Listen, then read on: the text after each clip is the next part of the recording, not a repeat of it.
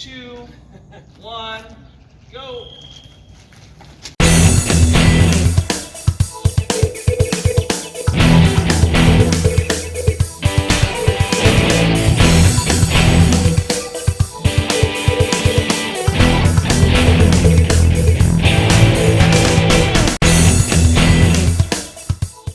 Oh yeah, here we go, Wednesday. I'm Coach Skip at WildFire CrossFit, and I've got your CrossFit workout for today. We're going to get into a warm-up. We've got 4 rounds. We're going to go 30 seconds at each station. So each round is going to take about 2 minutes. Then we'll get a 30-second rest, and we'll go through that 4 times. So we're starting nice and easy. Air squats, feet shoulder width apart. Keep that chest up. And that first round, definitely okay to take it slow. Open up those hips, really get low in that squat, and then just keep that motion going. For rounds 2 through 4, really make sure you keep a good pace, get that heart rate up, get a little sweat going, really focus on keeping that chest up as you're getting to the bottom of that squat every single time. Then the next 30-second period is going to be flutter kicks. There's no transition time, so we're going right from one exercise to the next. Hands outside your hips, shoulders up, keep that small kick, point those toes, really engage that core the entire time. If you need to, you could put your hands underneath your butt, and that's just going to stabilize your hips a little bit more. And you can let your head go down, and that's really going to help engage the core a little bit more too. But the more you can stay in that hollow position the entire time, the more you're going to get out of it. Then we're going into Samson Stretch, and so bring those arms overhead, take that step back, stretch, get that hip flexor, hamstring, and then switch arms or switch legs every time. And just couple 3 to 5 seconds each rep, and really just make sure you're getting a good stretch. Notice with that back leg, I'm really firing that back leg straight as much as possible to get that good stretch in the hip flexor. After that, last one is going to be plank balance, otherwise known as side plank rotation. So from your forearms, you're just going back and forth here. And again, just keep a good pace. Get those shoulders opened up. In that 3rd, 4th round, if you want to go from your hands to get those shoulders opened up a little bit more, that's good to go. You're fine to do that. That'll really help get everything opened up. So again, 4 rounds of each. 30 seconds at each station. You'll take a 30-second rest at the end of each round. For the strength today, we're going to be working on some core work, and we're also doing 4 2-minute rounds for the core strength today. So how this is going to go is you've got 4 different exercises, 30 seconds of each exercise. The last one is going to be sit-ups, and you're going to be doing as many reps as possible in that remaining 30 seconds of sit-ups. After a round, you're going to take a 1-minute rest, and you'll go through 3 more times for a total of 4 rounds. We're going to start with the Spiderman Push-up. That Spiderman Push-up starts in the top, just like a normal push-up, but as you go down, you're bringing that knee towards the elbow.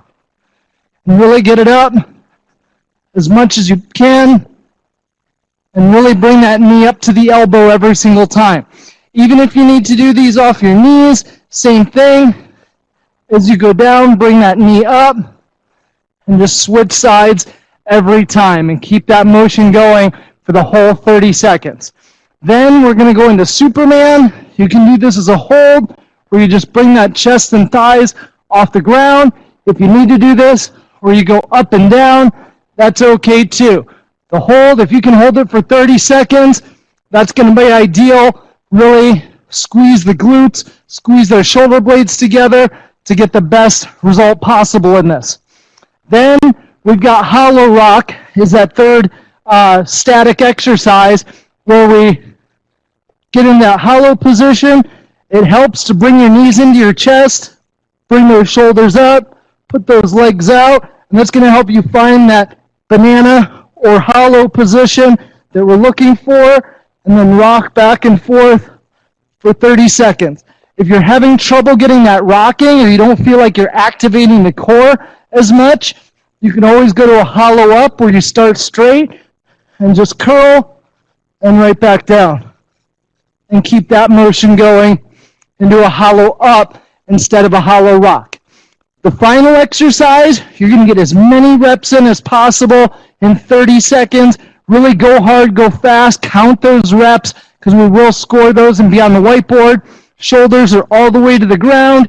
Throw those arms forward and just keep that smooth motion going the entire time. If you've got an ab mat and you want to use it, go for it. If you need to put a pillow underneath your lower back, great. You can also do this as a straight leg sit-up just to give a little balance, especially if you don't have an ab mat.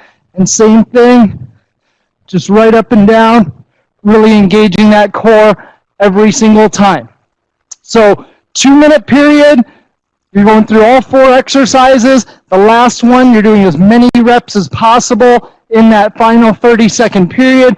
There's no transition time between exercises, so make sure as soon as you get done with that first exercise, you get right over and into the next one. And keep that going through all 4, then take a 1-minute rest and repeat it 3 more times.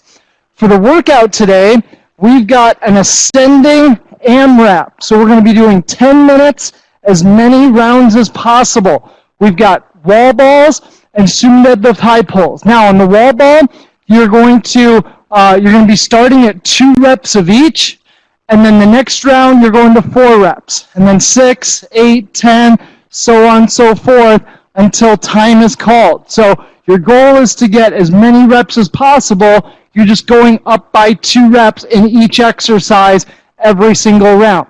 So in that wall ball, what we're looking for is with that med ball, you're going to get into that front rack position, get that full squat every time, and then toss that ball up towards the target.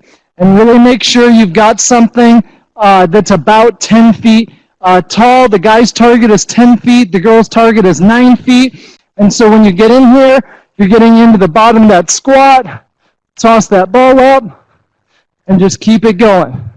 Especially you get into those later rounds. Make sure you get all the way below parallel in that squat every time, and make sure you really get accuracy with hitting the same place on the wall, outside your house, whatever it is. Just make sure it's a safe place to throw to. If you don't have a medicine ball or you don't have a good target to go to, you can always, if you've got a medicine ball but no target, you can do the same thing, just tossing that ball straight up in the air each time. If you don't have a medicine ball, you can always use a kettlebell or a dumbbell and do the same thing with a thruster. Same full squat, explode, get that head through the window, right back down, and keep that motion going for those wall balls or that thruster style of exercise. The Sumo DL High-pull, you can use a barbell, dumbbells, kettlebells, whatever you've got that's going to give you the range of motion, and the challenge is the biggest thing. When you start in this movement, you're going to go nice and wide with that stance.